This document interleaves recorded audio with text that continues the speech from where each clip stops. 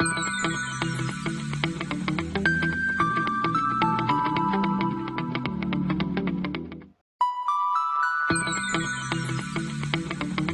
let us talk about scalar quantities. We all know that there are two types of quantities, scalar quantities and vector quantities. So first let us discuss about scalar quantities and then we will proceed towards a vector quantities, right? So what do we mean or what comes into our mind when scalar quantity comes into our mind, right? So scalar quantities are those quantity that has magnitude but no particular direction is described, right?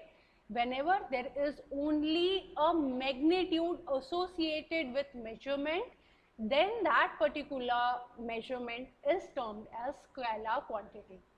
For an example, if we talk about time, when we see time or when we measure time, there is only one parameter which is that time. So that time is known as scalar quantity. Scalar quantities only have magnitude or size. They do not have any direction, right? If we talk about scalar quantity when their magnitude changes, right? So scalar quantities change when there is a change in magnitude. So here you can see three different pictures. One is length. Measuring the length, you only need one dimension, right? So that is a scalar quantity. Measuring temperature, you need only one dimension, so there is a scalar quantity. And time, all these three are scalar quantity. Additional to that, distance, speed, power, energy, all of them are termed as scalar quantity because they only have magnitude or size. They do not have any displacement or distance, right? So that's why they are termed as scalar quantity. Now let's see what is vector quantity. A quantity that has magnitude and direction, right?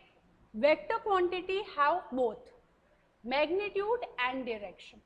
So whenever there is a magnitude and direction associated together, it forms a vector quantity. If there is only magnitude, then it is a scalar quantity. If direction is incorporated along with magnitude, then it forms a vector quantity. So vector quantities have both magnitude and direction. For an example, if we talk about 11 meter east or go 11 meter east or go towards south 10 meter, right? So when you are saying two things, one is direction and another one is size or length, right? So that is a vector quantity. Example of vector quantity is linear momentum, acceleration, displacement, momentum, angular velocity, force, electric field, polarization. All these are example of vector quantity because they hold two factors with them, magnitude and direction, correct? Now let us just see here. So when we talk about vector quantities, or vector quantities are measured with number and units, but they also have direction. So here you can see a spacecraft is going, right? So this is a spacecraft which is going up. So its acceleration is given by 30 meter per second upward, right? We are giving its acceleration as 30 meter per second square upward. Upward direction, when we are adding here, it becomes a vector quantity, right? So meter per second square. Displacement 200 mile northwest. This is a given map. If you want to say that go 200 mile northwest or southeast or whatever it is, when you are adding direction along with displacement, it turns into the vector quantity or force. If we talk about force, 2 Newton force applied downward, 2 Newton force applied downward, right? You are saying the direction, so it is a vector quantity. Now, let us compare scalar and vector quantities here. So, distance or displacement. Distance is a scalar quantity, whereas displacement becomes a vector quantity, right? So, this is a distance traveled and this is a displacement. Now, how we can say? Distance is a scalar and displacement is a vector. Similarly, speed is a scalar, whereas velocity is a vector quantity. Speed is basically a rate of change of distance in the direction to travel, right? So that is a scalar quantity, and another one becomes a vector quantity. Velocity is a rate of change of displacement, so it is a vector quantity. Now, since we have seen that there was a displacement of A to B and B to C, in this particular figure if you see, there was a displacement from A to B and B to C, right? So, if we want to have a resultant or simplified form of vector, why we need to get simplified form of vector? Because vector is a complex quantity. It has two things associated with it, magnitude and direction. We want to simplify it to get our desired results, right? So because of the way vector are added, it is always possible to simplify a vector by splitting it into components. Now, imagine that instead of traveling via B, that car travels via D, right? Instead of going from A to B and B to C, it is going from A to D. How would you describe the car displacement in the component term?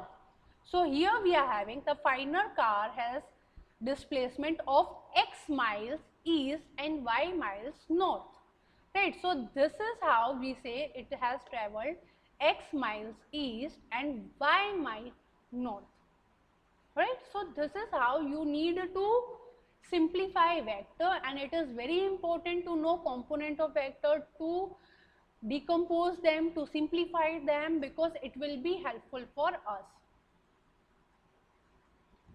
Now let us see vector versus scalar quantities. We have simplified it in 5 different categories, starting with definition.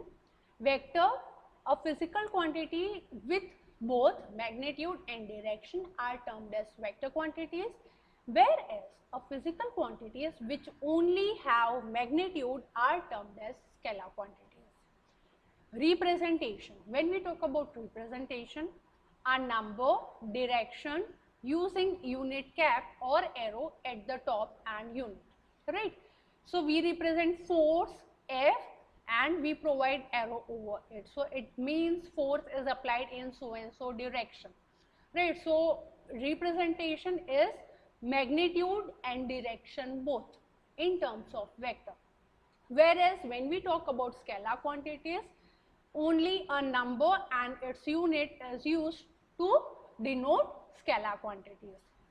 Symbol is quantity, symbol is bold, and an arrow sign above will show you a vector, and there is no symbol for scalar quantities. Example of vector is velocity, acceleration, whereas example of scalar quantity is mass and temperature, right? So this is all about scalar and vector quantities. We must know, we must understand what is scalar quantities, what is vector quantities, how and where we need to use them. Now let us discuss about engineering mechanics and scope of engineering mechanics. So engineering mechanics basically deals with applied science, right, which describes and predicts the condition of rest or motion of bodies under the action of forces. A branch of science that deals with applied forces and motion is termed as engineering mechanics. It simply describes or predicts the condition of rest or motion of bodies under that given condition of applied or action forces, right? So engineering mechanics, it is not pure and abstract science. We must remember that this is not pure and abstract science, right? It is not pure and abstract science. It is a form of science. It does not have empiricism found in some engineering science, right? So this is engineering mechanics. Now, what can be scope of engineering mechanics? So it is coupled with more specialized knowledge subjects such as strength of material, theory of structure, machine design, hydrostatic, hydrodynamic, etc. We must remember that engineering mechanics deals with number of subjects which are daily used in our day-to-day life, or we are associated with them in either of the means, right? So we must have a thorough knowledge of engineering mechanics. It is foundation and indispensable prerequisite to study most engineering sciences.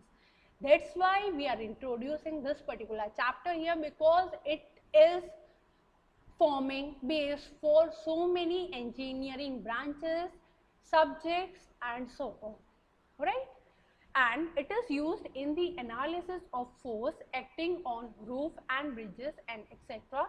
and basic for study and understanding structural engineering design of building, right? So there are n number of scopes of engineering mechanics, but to know them we must understand what is engineering mechanics, how we can deal with it, and how we are going to utilize it in our branch or in our core subject.